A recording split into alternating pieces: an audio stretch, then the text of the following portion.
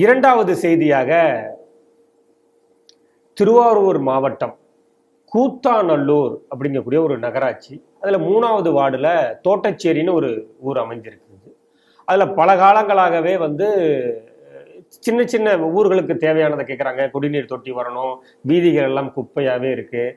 அந்த பேருந்து நிலையத்தில் நிற்பதற்கான வசதி கூட இல்லை.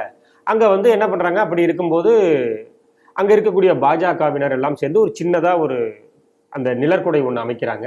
அது முன்னாள் பாரத பிரதமர் பாரத ரத்னா வாஜ்பாய் பிறந்த தினத்தில் அதை திறந்து வச்சிருக்காங்க. அதில் மோடி படம் இடம்பெற்றிருக்கிறது. அது இருக்கக்கூடாதுன்னு சொல்லிட்டு இப்போ திமுக எதிர்ப்பு தெரிவிச்சிட்டு இருக்காங்க. இந்த செய்தி எப்படி பார்க்குறீங்க? அதாவது இந்த தோட்டச்சேரியை பூர்வீகமாக கொண்டவர் அருமை சகோதரர் பாஸ்கர். அவர் ஆர்எஸ்எஸ்ல முழுநேர ஊழியராக பிரச்சாரக்காக இருந்தவர். பிரச்சாரக்காக திண்டுக்கல் பகுதியிலே தொண்டாற்றிய போது அவருடைய ஒரு கால் எடுக்கும் அளவிற்கு அவர் மீது வன்முறை கொடூர தாக்குதல் நடந்தது. அதுக்கப்புறம் உயிர் பிழைச்சு அதுக்கப்புறமும் ஆர்எஸ்எஸ் விசுந்து பரிஷத்னு பணியாற்றி தற்பொழுது ஒரு 2 வருஷம் முன்னாடி திருவாரூரில் அந்த கருணாநிதி பேர் வைக்கணும், தமிழ்நாட்டை கூட கருணாநிதி நாடுன்னு மாத்துற மாதிரி அவங்க ஒரு வெறித்தனமாக பேர் வச்சாங்க இல்லையா, அதோட நீட்சியாக அந்த தேரோடும் வீதிக்கு கருணாநிதி பேர் வைக்கிறேன்னு சொன்னபோது அண்ணாமலை அங்கே போய் போராட்டம் நடத்தினார். அந்த போராட்டத்தை நடத்தி அந்த ஏற்பாடு செய்து அதுக்கு மிக முக்கியமான ஆர்கனைசராக இருந்தவர் பாஸ்கர். அடிப்படையில் அவங்க குடும்பமே ஒரு கம்யூனிஸ்ட் குடும்பம். அவங்க மாமா நாகப்பட்டினம் எம்பியாக இருந்தாங்க. அவங்க அண்ணன் தான் சிவராமன் தான் ஆர்எஸ்எஸ்க்கு முதல்ல வந்தார். அவர் ஆர்எஸ்எஸ்லேருந்து விடுபட்டு பிஜேபியில் தொண்டாற்றி ஆரம்பித்ததுலேருந்து அந்த கிராமத்துக்கு என்னென்ன தேவையோ அத்தனை வேலைகளையும் அந்த ஊர் குளத்தை பராமரிக்கிறது, அது பிடபிள்யூடி பார்த்துக்கிட்டோம், ஹெச்ஆர்என்சி பார்த்துக்கிட்டோம், அந்த மாதிரிலாம் இல்லாமல் அவரே களத்தில் இறங்கி அந்த கோவிலெல்லாம் அந்த ஊர் கோவிலுக்கு கும்பாபிஷேகம் பண்ணி அந்த குளத்தை படிக்கட்டெல்லாம் வச்சு நல்லபடியாக கட்டி அந்த குழந்தைங்க விளையாடுறதுக்கு ஒரு பார்க், அதுக்காக அவர் எத்தனை பேர்கிட்ட அவர் பல பேரோட உதவினால தான் அந்த வேலைகள்லாம் அவர் செஞ்சார், இப்பவும் செய்கிறார். அந்த பார்க் ரெடி பண்ணுறதுக்காக எனக்கு தெரிஞ்சவங்கள்ட்டே சில பேர்கிட்ட கூட அந்த அவ்வளோ தூரம் ஃபினான்ஷியலாகவும் அவருக்கு ஏற்கனவே கால் இல்லை, கட்டைக்கால் வச்சு நடக்கிறாரு, ஃபினான்ஷியல் ப்ராப்ளம், அரசியல் ரீதியான பிரச்சனைகள், இதெல்லாம் தாண்டி அந்த ஊரில் அவர் ஒரு பார்க்கும் கொண்டு வந்தார். விளையாட்டு திடலும் ரெடி பண்ணி அந்த ஊர் பள்ளி சிறுவர்கள் மாணவர்கள் விளையாடுறதுக்கு விளையாட்டு திடல், ஜிம்மு எல்லாம் ஒரு அரசாங்கம் செய்ய வேண்டியதை, ஒரு ஊராட்சி மன்றம் செய்ய வேண்டியதை ஒரு தனிநபராக அவ்வளோ வேலை அந்த ஊருக்கு செஞ்சுருக்காரு.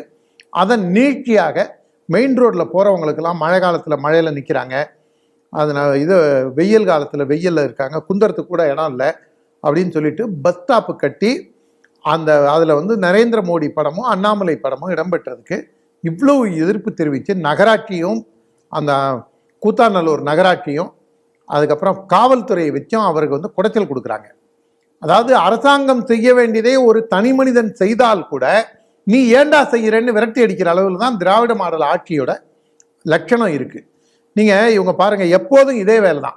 அவங்க அந்த திருவாரூர் நகரத்துக்கு கருணாநிதி பேரை வைக்கணும், கடலில் கருணாநிதி பேரில் பேனா சிலை வைக்கணும், அப்புறம் இந்து சமய அறநிலைத்துறை கோவில் நீங்கள் பாருங்கள் கலைஞர் 100ன்னு போட்டு தான் அந்த இந்து சமய அறநிலைத்துறைக்கு அந்த ஸ்ரீவில்லிபுத்தூர் கோவிலோட எம்பளம் இருக்காங்கிறதே பல பேர் இப்போ தேட வேண்டிய அளவில் அதை கொஞ்சம் கொஞ்சமாக சுருக்கிட்டே போகிறாங்க.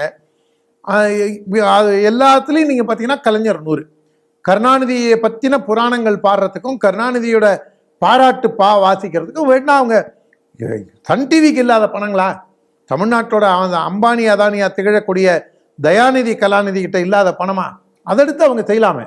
அஃபிஷியலி டிக்ளேர்டு வெல்த் 2000 கோடி ரூபாய்க்கு மேலே சன் டிவிக்கு. அதுலேருந்து அவங்க தமிழ்நாட்டில் எண்ணற்ற திட்டங்களை செயல்படுத்தலாம்.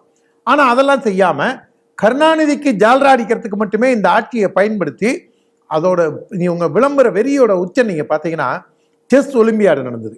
அந்த செஸ் ஒலிம்பியாடு நடக்கும்போது மரியாதைக்குரிய பாரத பிரதமர் மோடி படத்தை விட்டுட்டு என்னமோ தமிழ்நாடுங்கிறது ஒரு தனி நாடுங்கிற மாதிரி, அதுக்கு பிரதமராக ஸ்டாலின் இருக்கிற மாதிரி ஒரு பிரமையை ஏற்படுத்தி அதில் மோடி படமே இல்லாமல் இருந்தது.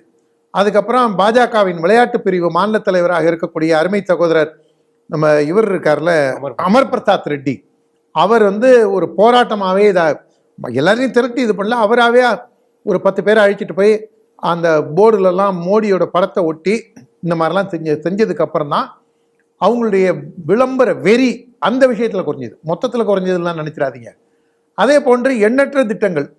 இப்போ வந்து நம்ம விஸ்வகர்மா திட்டம் கொண்டு வரேன்னா கிடையவே கிடையாது அப்படின்ட்டு. இப்போ நீங்கள் இப்போ தாடி வச்சிருக்கீங்க, நீங்கள் தாடியோடு இருந்தால் பாஸ்கர், நீங்கள் வந்து இரட்டை பிறப்பு, நீங்கள் வந்து தாடியை எடுத்துட்டு மீசையெல்லாம் அழிச்சிட்டு ஒரு சின்ன மறு வச்சுட்டிங்கன்னா நீங்கள் உங்களுடைய இன்னொரு இரட்டை பிறப்பு. அந்த மாதிரி இது பண்ணுற மாதிரி இவங்க அந்த விஸ்வகர்மா திட்டத்தை வந்து இவங்க லோக்கலாக இந்த மாதிரி மறு வச்சா மாதிரி இவங்களே ஒரு உல்டா பண்ணி செஞ்சிட்டு இருக்காங்க. அதாவது ஏட்டிக்கு போட்டியாக செய்கிறதான் தமிழ்நாடு அரசு, உருப்படியாக செய்கிறவனையும் செய்ய விடுறதில்ல.